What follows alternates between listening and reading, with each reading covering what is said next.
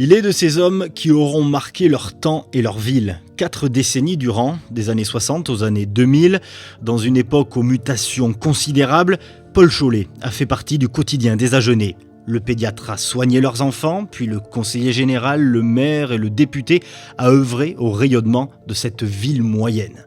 En privé, le docteur Chollet laisse le souvenir d'un paysan duracois dans l'âme, travailleur, gourmet et gourmand, épris de culture et de rugby, ému par un esprit de fraternité indéfectible.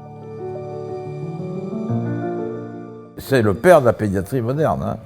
On ne le dit pas assez. Hein. Il avait à votre égard et à l'égard de tout le monde une attitude du médecin. Un médecin qui prend le souci des personnes qu'il rencontre. J'ai des souvenirs de départ de voyage Agen vers Saint-Lary, où on allait faire du ski. C'était la voiture, elle était à 140% de coefficient de remplissage. Moi j'arrive à Agen, je ne connais pas, donc c'est quelqu'un que je respecte énormément. Il m'a rassuré tout de suite en me faisant comprendre qu'on avait les mêmes valeurs, on aimait le rugby, la nourriture et les copains. Quand il m'a reçu dans son bureau, je lui dis simplement comment je dois vous appeler. Vous m'appelez comment avant? Docteur, et vous m'appelez docteur. C'était quelqu'un qui observait et qui voyait presque à travers, quoi. Parce que c'était un très bon médecin aussi. Et c'est pas un hasard s'il a été un très bon maire, un très bon député, tout ce qu'on veut, c'était un très bon médecin.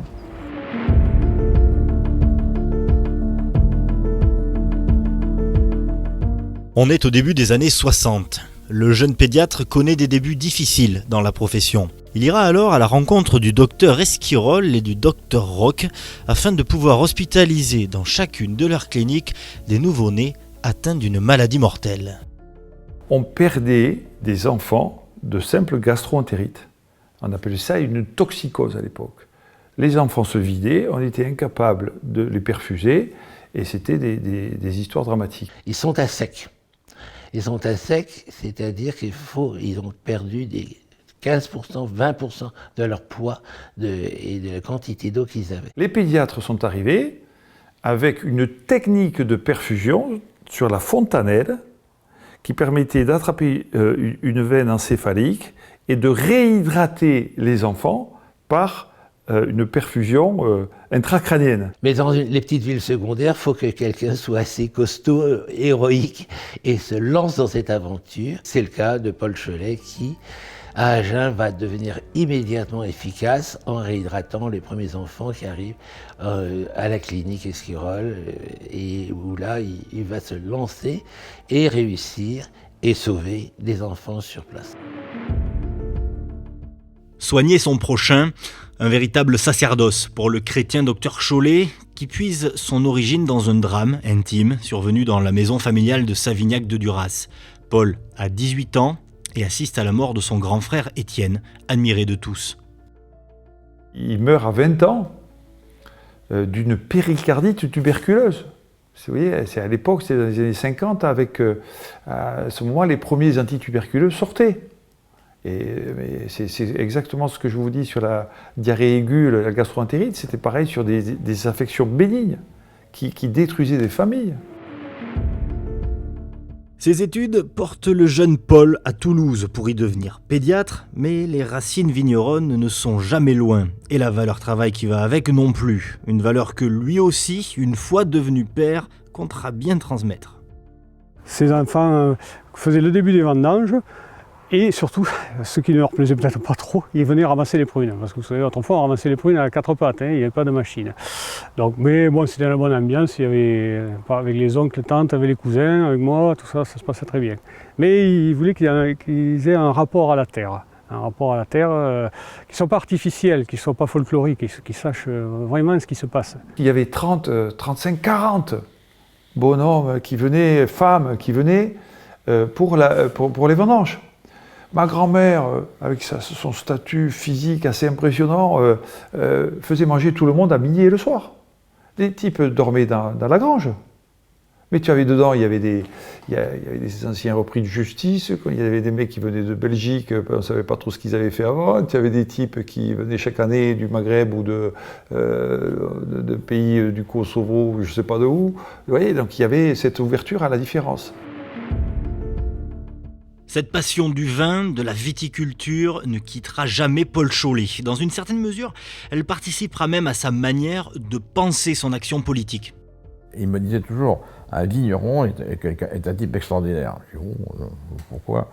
Mais parce que c'est le seul qui, dans ce genre de profession, fait le parcours complet. Chaque millésime, il a participé. Il n'a pas vendangé, mais il était au milieu des vendangeurs. Ça, de toute façon, il tenait. Il était au milieu des cuves à vin, du raisin qui coule du pressoir, ça, il y tenait. Il a été un peu, je vais dire, le porte-drapeau de la cave et de l'appellation Duras. Ça, de toute façon, il ne buvait que principalement du Duras. Mais parce qu'il ne faut pas oublier qu'il a quand même une petite fille qui a épousé un vigneron provençal. Donc, c'est bien. Il a laissé quelques gènes par là-bas. Quand on faisait des résidences de chant, puisque j'écris du chant choral en particulier, il arrivait toujours avec deux choses. Il arrivait avec un cajot de pommes, des chanteclers, parce qu'il disait que chanteclers, et en même temps toujours une caisse de Duras, de Duras rouge. Ben voilà, ça raconte qui il était. Il a été 2 ans en Algérie, à El Oued. C'est une période qui l'a énormément marqué. C'est quand même au fin fond du Sahara, voilà, au sud de l'Algérie, avec donc un aide de camp, et donc il soignait les blessés de guerre pendant 2 ans. Il a toujours dit que ça l'avait beaucoup formé sur la connaissance des autres et sur l'ouverture à la différence. De retour en France en 1960, direction Agen. Paul Chollet a 32 ans, il ouvre son cabinet de pédiatrie rue Arago. Et jusqu'au mi-temps des années 80, le docteur Chollet fait des miracles et gagne le cœur des Agenais. C'est l'époque des bébés Chollet. J'ai un de mes enfants qui avait beaucoup de température, qui était pas bien. C'était un dimanche de Pâques. Je vous laisse imaginer, trouver un médecin un dimanche de Pâques. Eh bien, le docteur Chollet est arrivé vers 11h30, sorti de la messe au midi. Il est venu consulter chez nous, alors que nous n'avions pas de relation particulière, autre que de patient à médecin. Il a compris tout de suite qu'il s'agissait de quelque chose de grave. Il a fait hospitaliser notre enfant, qui a été sauvé d'une déshydratation qui aurait pu être fatale. Et il a même eu la conscience professionnelle de passer le soir, à 10h du soir, le dimanche soir, à la clinique où elle avait été hospitalisée pour vérifier que tout allait bien. J'avais 7-8 ans à peu près, et rien de grave, mais sûrement une forte grippe avec une fièvre qui était forte depuis longtemps, depuis plusieurs jours. Donc j'étais alité et pas très bien. Et un soir, c'était tombé du jour, début de soirée. J'étais au lit, j'avais juste une lampe de chevet qui éclairait ma chambre, et à un moment donné je me suis retourné, et à l'encadrement de la porte se tenait le docteur Chollet. Alors c'était assez impressionnant parce qu'il prenait la totalité de l'encadrement, que ce soit en largeur et presque en hauteur, mais j'ai vu son petit sourire qu'il arbore souvent sur les photos, bienveillant, ce regard un peu langoureux, et là j'ai ressenti vraiment un sentiment, au-delà de la bienveillance, de sécurité. Partout où je l'amenais, que ce soit même à 100 km, 150, les gens le connaissaient et ils me disaient tous « il a sauvé mon fils, il a sauvé ma fille », il était aimé. Si le pédiatre est tant aimé, c'est aussi parce que dans l'ombre, déjà, sa femme Monique est bien plus qu'une épouse. Elle est l'indispensable partenaire d'un binôme qui, jusqu'au bout, permettra de trouver une harmonie entre vie personnelle et vie professionnelle. C'était une pharmacienne qui avait un poste important à l'université de Toulouse, de pharmacie. Elle était connue des médecins et des pharmaciens. Elle avait une carrière universitaire qui aurait pu s'annoncer devant elle. Et puis l'histoire de vie a fait qu'elle a rencontré donc, mon père. Et là, elle a bifurqué vers, à l'époque, un destin complètement différent. C'est-à-dire de créer une famille avec beaucoup d'enfants, puisqu'ils en ont fait 5. Elle avait une organisation remarquable. Voilà. Par exemple, en cuisine, vous voyez, c'était ces femmes qui étaient aussi capables, avec 3 tomates, 2 pommes de terre et un oignon, de vous faire un plat de familial le soir, pour tout le monde, où on se régalait. Épaulé par Monique, le docteur Chollet est un médecin du XXe siècle, disponible 7 jours sur 7 et 24 heures sur 24, symbole d'une époque. C'est le souvenir d'un médecin qui faisait le job, comme les médecins à l'ancienne, qui assumait sa responsabilité totalement, qui travaillait vraisemblablement 70 heures par semaine. Je l'ai vu arriver dans d'autres circonstances le soir avec les lacets défaits, pas rasés dans un état. Mais il était 20h, 20h30 et il assumait sa fonction. Le docteur Chollet donne de son temps, de son énergie, de ses compétences. Il offre une oreille aux enfants, une écoute attentive aux parents inquiets. Et à la maison, le père Paul Chollet est souvent absent. Pourtant, ça fonctionne. Il nous a jamais manqué, alors qu'il était peu présent. Juste pour rappeler qu'à une certaine époque, il venait manger entre nous entre midi et 2, avec le téléphone sur la table, il restait 10 minutes, et pendant les 10 minutes, il y avait 3 coups de fil. Mais une organisation, une symbiose de ce couple faisait que dès que ça partait un peu en vrille chez les enfants, il savait être là et remettre les pendules à l'heure pour que ça fonctionne mieux. Ce savant équilibre entre une vie professionnelle dense et une vie familiale saine, le couple et les enfants Chollet le trouvent à Colayrac-Saint-Cyr, sur les hauts contreforts de la vallée de la Garonne, à Bel-Air. Ma mère avait, avec mon père, projeté d'acheter quelque chose à la campagne. Et c'est dès les années, fin des années 60. Et ça permettait effectivement aux 5 gamins et à leurs copains de venir jouer le jeudi après-midi et les week-ends ici. Un bol d'air familial, mais aussi une soif vitale de mettre les pieds et les mains dans la glaise. Contraint à une vie urbaine, d'abord à Toulouse pour ses études, puis au 9 rue de l'Argenterie à Agen pour exercer, l'homme, le rural, a besoin de se mettre au vert. Sa maison de campagne, c'était ça. Il ne fallait pas lui parler de travail. Il avait quelques pieds de vigne, 2 ou 3 poignées, voilà, et il était bien. Là, il était bien. Il revenait ce qu'il était au départ, quoi. Il faisait ce qu'il n'a jamais cessé d'être, quoi. Il avait besoin de se reconnecter par ses origines terriennes, je dirais à son père, à sa mère, à Duras un peu. Et donc, ça faisait d'ailleurs bien rire mes oncles, c'est-à-dire ses frères, parce qu'il a installé 2 rentes de vignes assez minables d'ailleurs. Sur les premiers sur la première ère là, et puis il se moquait de lui. Et puis après, il a eu une phase avec, c'est vrai, les moutons. Il cherchait un mouton, à un moment donné, il avait du mal. Il voulait un mouton pour Bel-Air, pour sa maison de campagne. Et j'y ai trouvé un mouton, et ce mouton, il l'appelait Obaz, donc Zabo, voilà. Et ça a été aussi une belle histoire entre nous, parce que ce mouton a fait partie de sa vie très longtemps, jusqu'au moment où il a pu s'en occuper. Et voilà, il y avait aussi Obaz entre nous, j'allais dire. Que ce soit à Bel-Air ou au 9 rue de l'Argenterie, les Chollet ouvrent grand leurs portes. Le couple est chrétien, pétri de valeurs, et l'hospitalité en est une cardinale. La famille Chollet savait accueillir et recevoir. Et je me souviens, lorsque je suis arrivée le premier jour où j'ai commencé à travailler chez eux, j'avais débordé largement sur les horaires et je n'ai pas pu repartir sans avoir droit à un rafraîchissement et un petit encas pour reprendre la route. Voilà, pour moi, c'était déjà un bon début chez eux. Mon oncle Paul avec son épouse Monique, ma tante, tous les ans partaient en vacances. Ils ne sont jamais partis sans amener un neveu ou une nièce.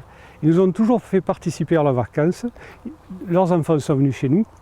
Et tout ça, quand on y allait, ça faisait un enfant de plus. Donc Paul et Monique avaient déjà 5 enfants. Ils se retrouvaient aux vacances avec 6. Voilà, 6 ou quelquefois plus. Et elle a toujours accepté ça. Les Agenais savaient qu'il y avait auprès d'elle un réconfort et des paroles qui étaient à la fois fortes et aidantes. Aidantes pour les familles qui passaient et qui étaient en difficulté. Après, elle avait cette facilité aussi, les commerçants du marché s'en souviennent, d'être assez exigeante sur les denrées qu'elle allait acheter au marché parking pour ses enfants. C'était un refuge. On a les parents comme un refuge, mais il y a toujours, on parlait plus facilement nos problèmes, et tous mes cousins, je suis persuadé que c'était ça. On en parlait plus souvent à notre oncle Paul. C'était un père. Pour moi, c'était mon père, parce que j'ai perdu mon père très jeune, il avait 64 ans, et je lui ai toujours dit au docteur, on en a parlé, vous savez, vous êtes mon deuxième père. Une famille bienveillante, accueillante, qui rapidement, après son arrivée à Agen dans les années 60, nouera des relations. Parmi elles, la famille Dionys du Séjour. Et deux familles sympathisent, elles sympathisent par l'école, comme d'habitude, toujours. Et François Chollet, qui est devenu le frère de Pierre, qui est devenu l'ami de ma vie, on est gosse à Adèle de Trincléon, qui à cette époque s'appelait Sainte-Foy, et à Félix Jonac, ensemble. Donc il y a d'abord, avec mes parents, nos parents, une amitié de parents d'élèves. Voilà. Bon. Et ensuite, on discute, et les parents se trouvent des points de convergence, notamment avec ma mère, qui est prof de philo. Alors, Dr Chollet aimait beaucoup parler philo, tout ça. Et ils font des choses ensemble, notamment l'UNICEF. Dans les fondateurs de l'UNICEF à Agen, il y a le docteur Chollet, Madame Vendeau et bien d'autres encore, et ma mère. Cette amitié va rapidement prendre une tournure plus intime à la faveur d'un drame traversé par les Dionys. On est en 1968, la mère du jeune Jean décède brutalement alors qu'il n'a pas encore 12 ans. C'est pour nous vraiment ce que j'ai appelé la grande catastrophe. Et là, effectivement, il y a un geste, mais d'une bonté extraordinaire du docteur Chollet, qui est de son épouse, Monique, qu'il faut vraiment associer là-dedans, qui est de dire, qui est de venir voir mon père, et qui est de dire, bon voilà, on va prendre Jean, on va le prendre, il dormira chez nous le mercredi soir, il passera les vacances avec les gosses, etc. Et donc, et c'est ce qui se passe, ils ont déjà 5 enfants. Vous imaginez, enfin moi, nous on a vécu ça. Je dis souvent à ma femme, est-ce qu'on aurait été capable de poser un geste comme ça? J'en sais rien. C'était une phase terrible pour Jean. Hein. Moi, Jean a 12 ans, il était très dans la classe de François, mon frère aîné, donc ils avaient et puis nous, les autres frères et sœurs, Jean-Baptiste, moi, Véronique et Emmanuel, on dit, ben Jean, il a perdu sa maman. Donc pour les enfants de l'époque qu'on était, ça perturbe. Hein. Aussi, bon, Jean, lui, bien sûr, le pauvre était dans une situation catastrophique, de douleur, de perdre une maman à 11 ans. Et là, c'est la vérité, c'est clair, c'est mon père et puis ma mère, qui a pris l'engueule comme si c'était son gamin, hein. C'est ça qui s'est passé. Hein. C'est-à-dire quand il faisait une connerie, il se faisait engueuler comme nous. Hein. C'est clair. Hein. Et puis il y avait les mêmes mots. Imaginez que pendant ces 6 ans-là, j'ai été de la fratrie. Alors, et pour moi, le Neuf de l'Argenterie, ça a été vraiment la maison du bonheur. Parce qu'il y avait de la vie, on était 5 plus 1. Hein. Il y avait vraiment un rayonnement exceptionnel du docteur Chollet comme père de famille. Et moi, j'étais très touché par les mots de Pierre lors des obsèques en disant, parce que je n'étais pas le seul qui a bénéficié de cette générosité. Il y avait plusieurs autres enfants un peu dans des situations compliquées. Pierre a parlé de père partagé, et c'était ça.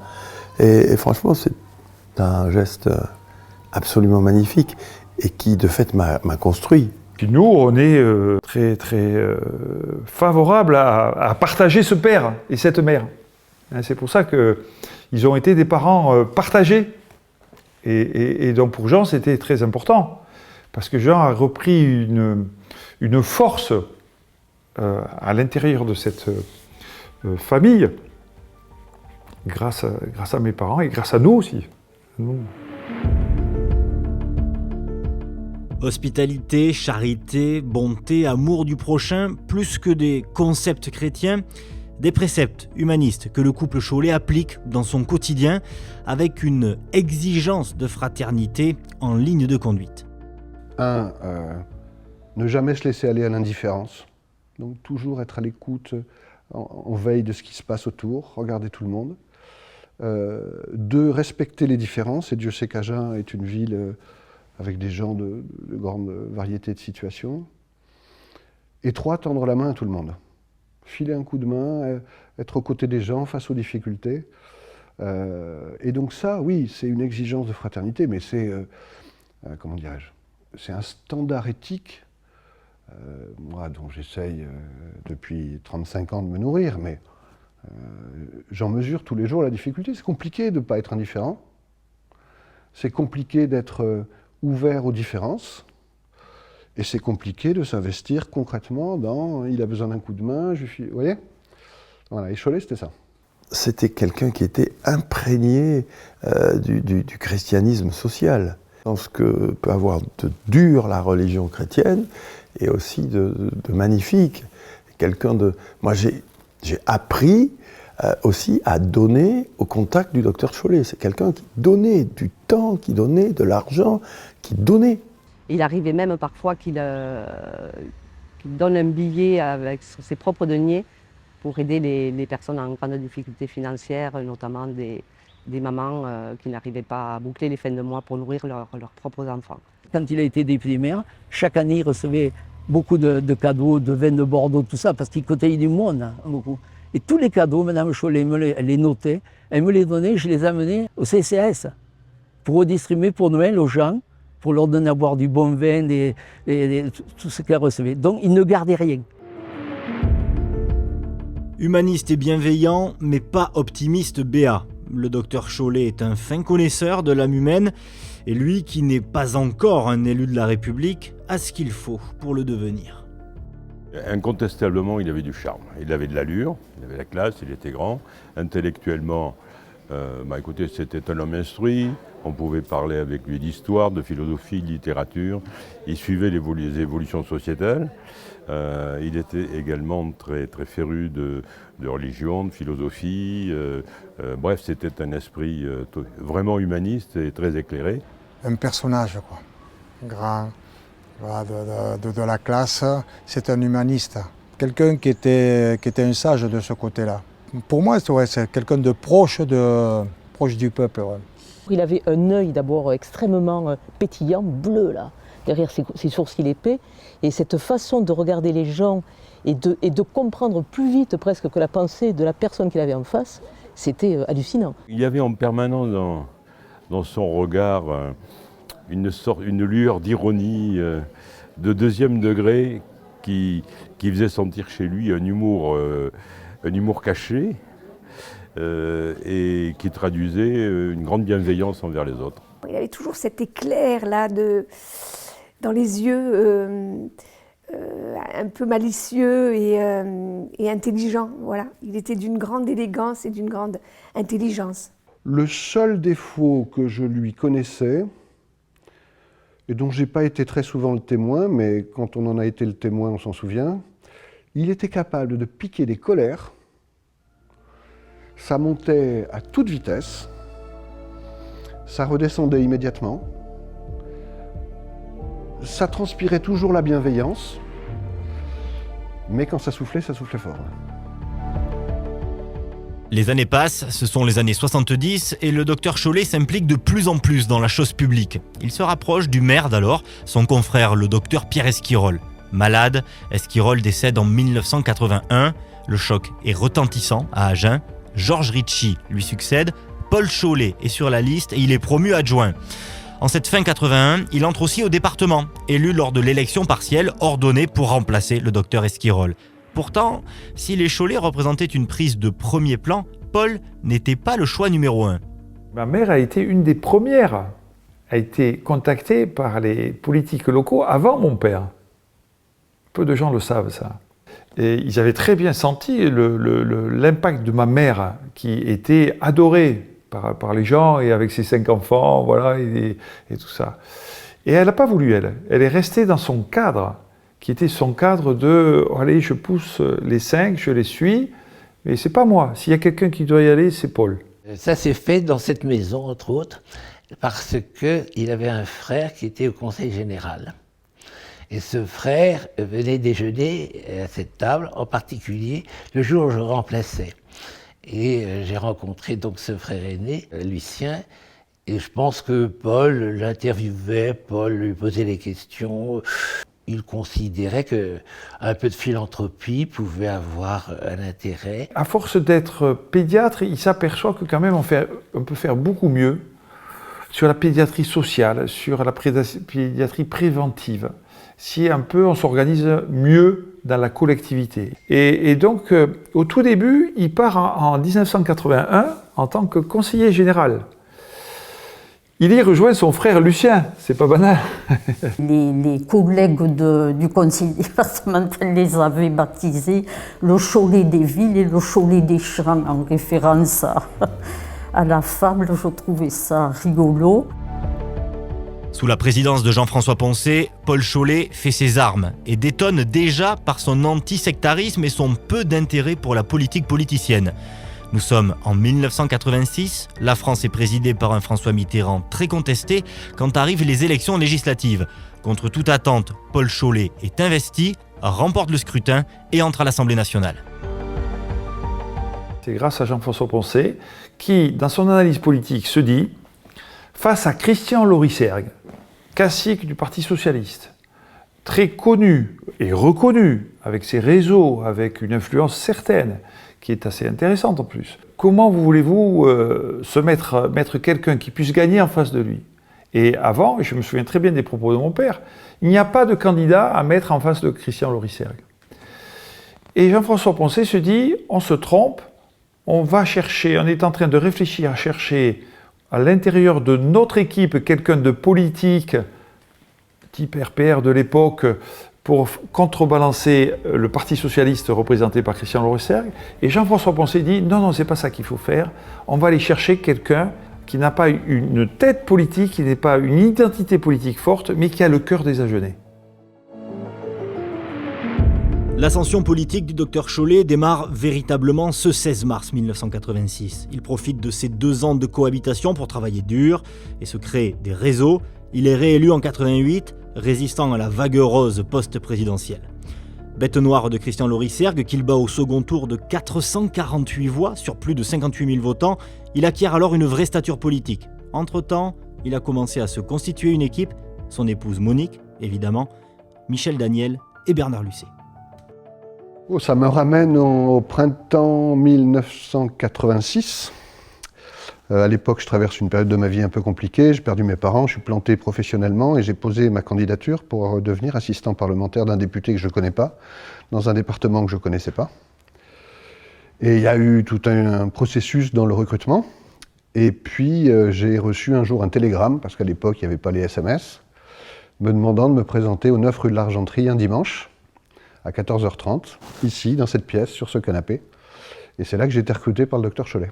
Monique était très présente omniprésente à ses côtés et travaillait avec lui au quotidien, mais elle aidait dans ses tâches de parlementaire, mais aussi jouait à fond son rôle d'épouse, parce que lorsqu'il partait, il avait toujours le sandwich préparé à l'avance, la valise prête pour aller prendre le train ou l'avion. C'est quelqu'un de très attentif. Madame Cholet présidait à tout ce qui se passait ici à la permanence. C'était une... c'est pas méchant ce que je veux dire, c'était une louve qui protégeait son mari. Toujours effacée, toujours derrière, extrêmement discrète, mais dès qu'il s'agissait de son mari, elle était présente. On est en juin 88. Dans 6 mois se profilent les municipales et Paul Cholet, fort de ses récents succès, vise la mairie d'Agen, bien encouragé par ses amis. Vous voyez déjà que Napoléon perçait sous Bonaparte. Il avait déjà quand même bien avancé, bien mûri ses idées politiques et son programme, entre guillemets. Et donc on souhaitait que ce soit lui plutôt qu'un autre. Donc la liste était constituée de personnes qui venaient de la droite républicaine jusqu'au centre-gauche. Et donc moi j'étais à l'époque membre du RPR et il voulait quelques jeunes sur la liste, mais en fin de liste. C'est vrai que je ne le connaissais pas, mais j'ai tout de suite aimait à la fois l'homme, son humanisme, son refus du sectarisme, et le fait que pour lui, il y avait ni droite ni gauche. On était embarqués dans une même équipe pour travailler pour la ville. Depuis, on a vécu des grands chamboulements politiques, y compris l'affaiblissement du clivage droite-gauche, etc. Mais Dr Chollet, bien avant tout ça, il a été un peu prophétique. Il a, je le renvoie, dans la composition de sa liste, il est allé chercher des gens de gauche, il est allé chercher des écologistes, Daniel Soulignac, donc dans cette espèce de volonté de rassembler, et puis dans la critique, donc partisane, il dit les gens surjouent les différences entre la droite et la gauche, moi je ne rentrerai pas là-dessus. Donc c'était quelque chose de très fort, ça. La liste est une chose, encore faut-il étoffer la garde rapprochée. Les sondages sont plutôt favorables et Paul Chollet pense qu'il serait bon de se faire épauler par un jeune ingénieur agenais, alors en poste à Toulouse et qu'il connaît bien. J'ai besoin d'un directeur de cabinet, j'ai pensé à toi, ça te permettra de revenir sur Agen, plutôt que de faire les navettes Toulouse-Agen. Et je vois très bien la discussion que j'ai avec lui, je lui dis « Mais docteur, je suis un ingénieur, qu'est-ce que je peux faire vraiment dans ce monde des collectivités locales ?» Et il a cette phrase magnifique, il me dit « Je me suis renseigné, un directeur de cabinet, il faut qu'il ait deux qualités. Il faut qu'il soit fidèle et qu'il sache faire les additions. » J'ai éclaté de rire et je dis, je pense que je coche les deux cases, oui, effectivement. Il me fait venir un jour et il me dit, Bernard, je vais vous présenter quelqu'un. Et je vois un grand mec qui se lève. Il s'appelle Jean Dionis, c'est un Agenais, il est à Toulouse. Si on gagne les municipales, il vient nous rejoindre dans l'équipe. Très bien, bonjour, je suis reparti. Et puis 3 mois après, ou 3-4 mois après, quand Paul Chollet a été élu, j'ai commencé à travailler avec Jean. Ils ont en commun, alors le même degré d'exigence, tous les deux. La même capacité de travail.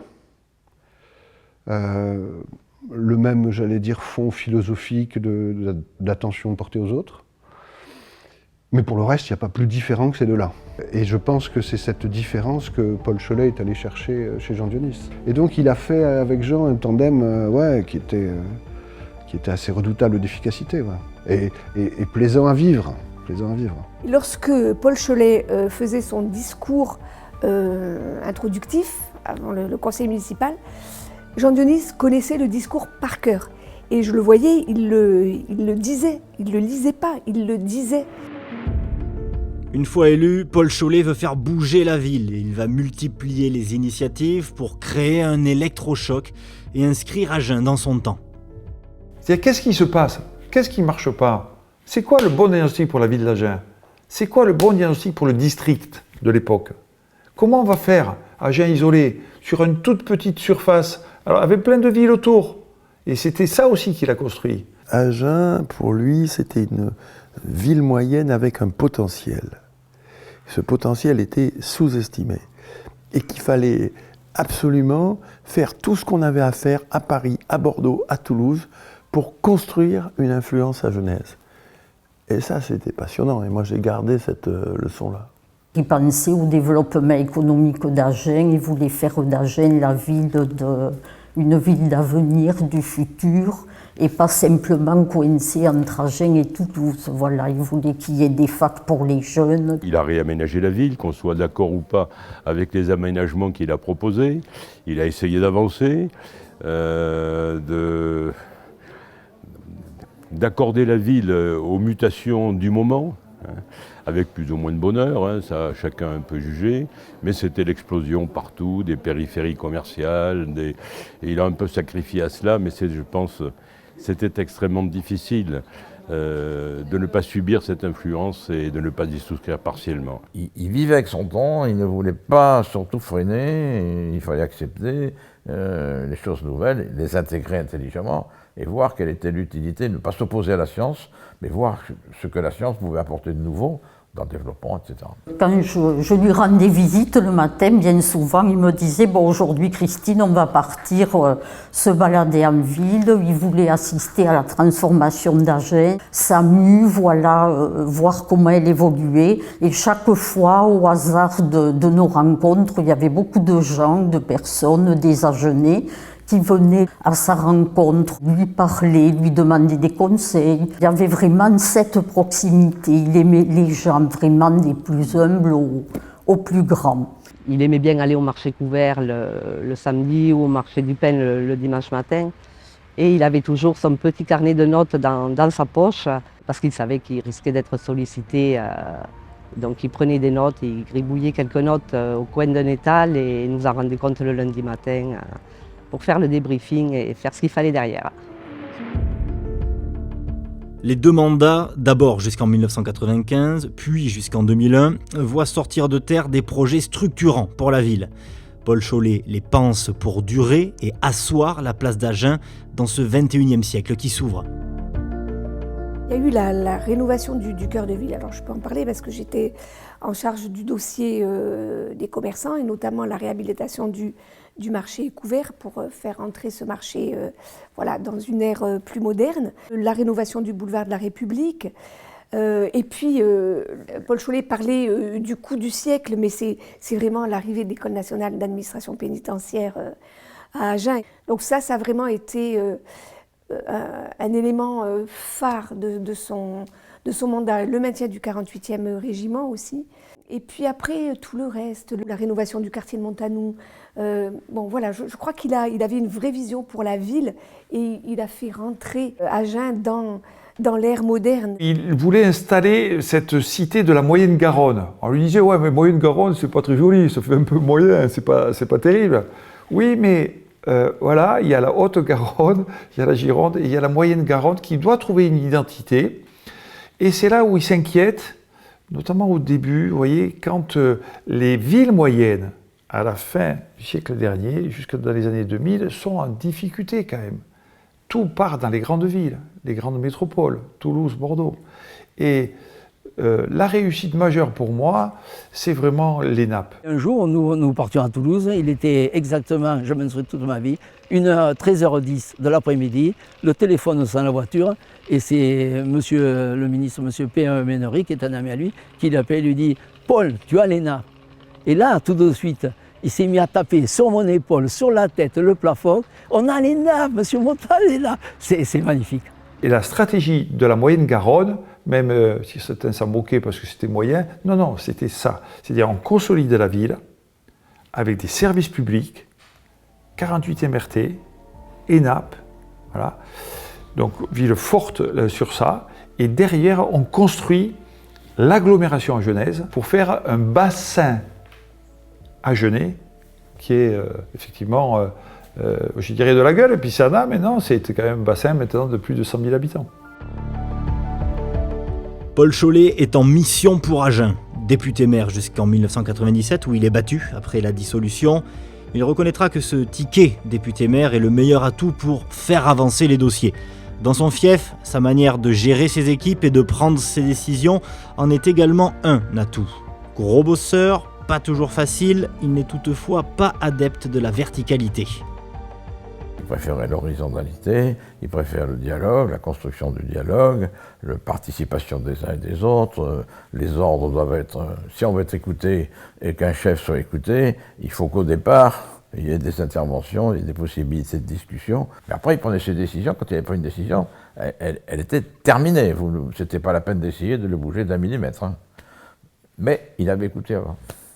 C'est toujours pareil, de montrer de l'autorité. Mais c'est facile, ça, c'est pas très difficile, hein, de montrer qu'on est fort. Mais par contre, comment on fait pour que le collectif avance, hein, comment on fait pour que chacun s'y retrouve et que l'unité reste? C'était quelqu'un d'abord qui travaillait beaucoup. Les gens n'ont pas forcément cette vision du docteur Chollet, gros travailleur. Il a une capacité de travail considérable. Moi, j'ai le souvenir, et Jean Dionis aussi, de dimanche soir passé ici, sur la table de la salle à manger, à bosser les dossiers. Et puis, on partait vers 11h30, minuit, Et le lendemain matin, 8 h, on retrouvait le docteur Cholet. Entre-temps, il avait trouvé le temps de bosser des dossiers. Quelquefois, il avait appelé dans la nuit pour demander une précision. Donc c'était un gros bosseur. Et c'était un perfectionniste inquiet. Donc jusqu'à la dernière minute, il retravaillait tout. Dur avec lui-même et dur aussi avec son équipe. Faut pas rêver. Hein.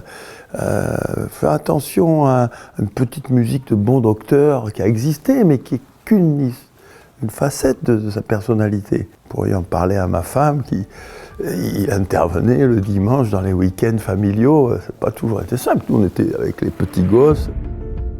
Un foyer soudé, mais aussi des amitiés fortes. Une appétence culturelle insatiable, ainsi qu'un goût pour le rugby et la gastronomie auront accompagné et nourri Paul Cholet toute sa vie. La table, avec toute la convivialité qui l'accompagne, a été le ciment de relations fertiles et durables.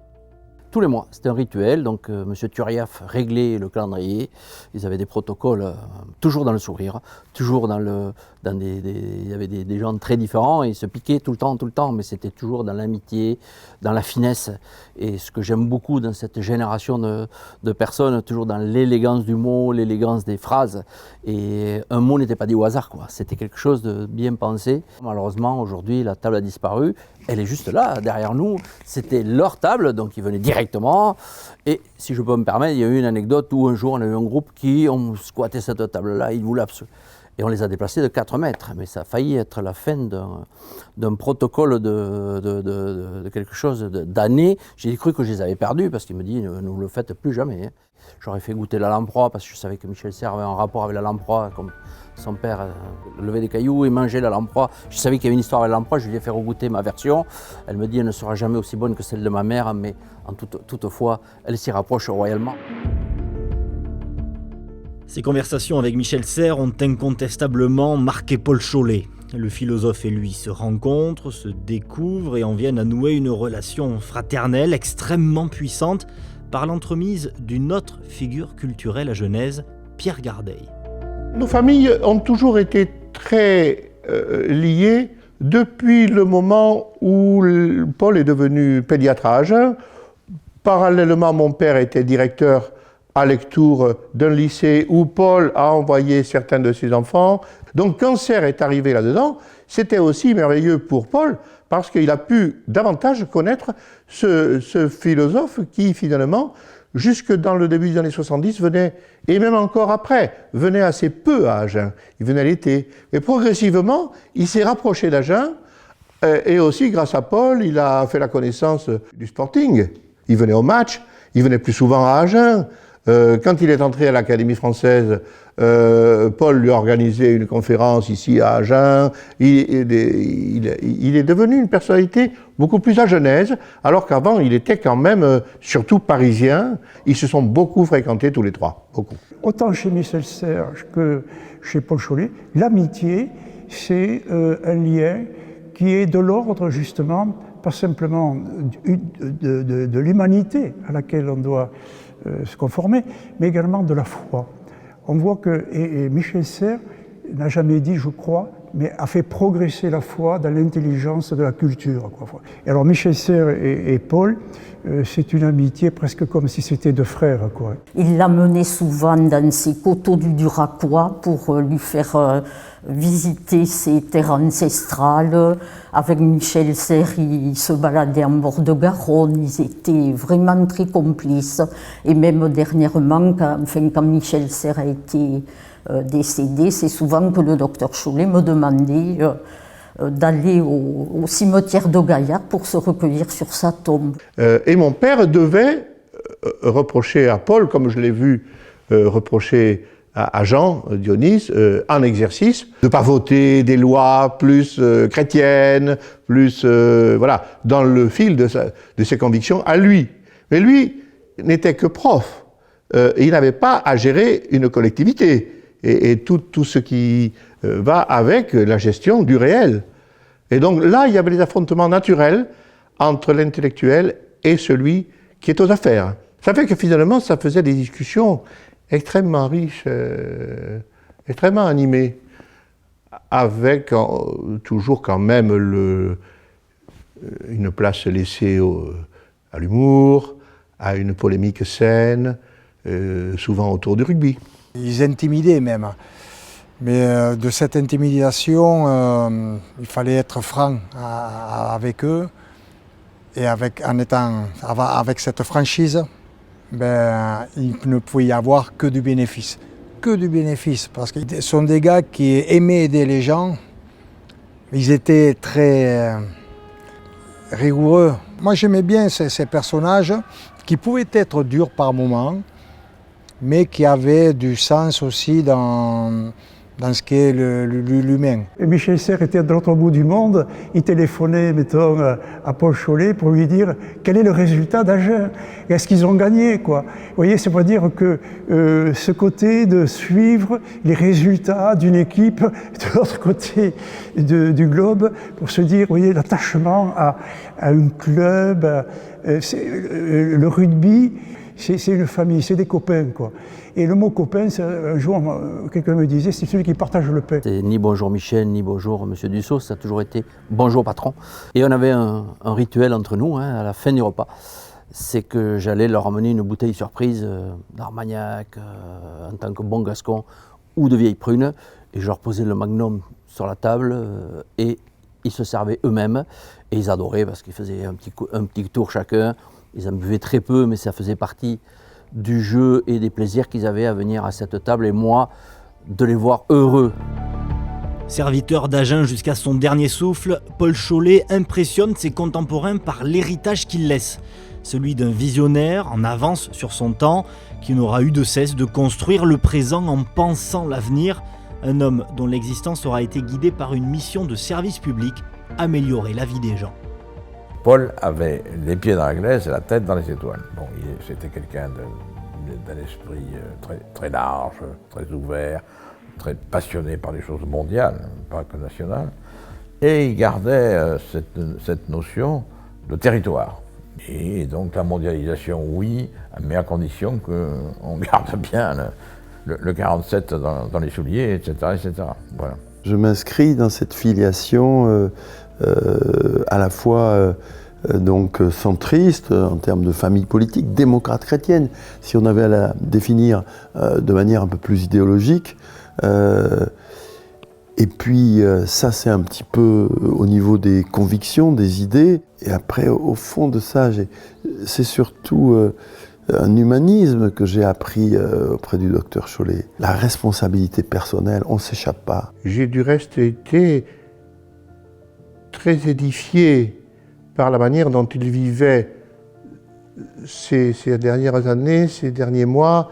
J'étais un peu fasciné par cette personnalité, parce que Paul, c'est assez rare, hein, gardait un très vif intérêt pour le débat intellectuel, pour la vie de sa cité.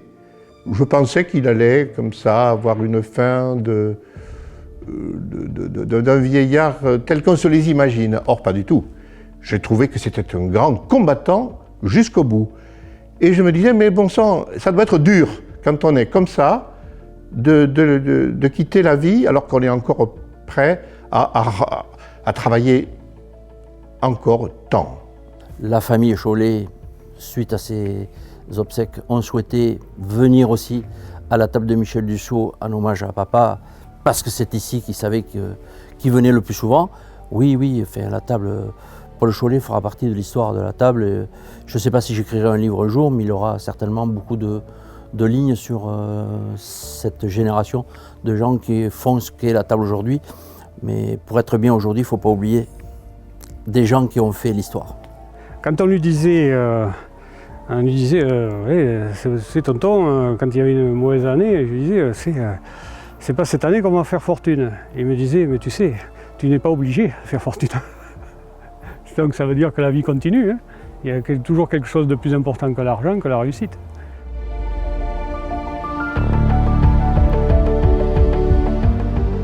L'expérience de l'enfance que j'avais était première dans le service que je pouvais rendre à la collectivité. Et vraiment, c'était peut-être le domaine dans lequel j'étais le plus sûr de moi. Et Pour le reste, j'ai beaucoup appris grâce aux autres, mais là, je crois que j'avais une longueur d'avance.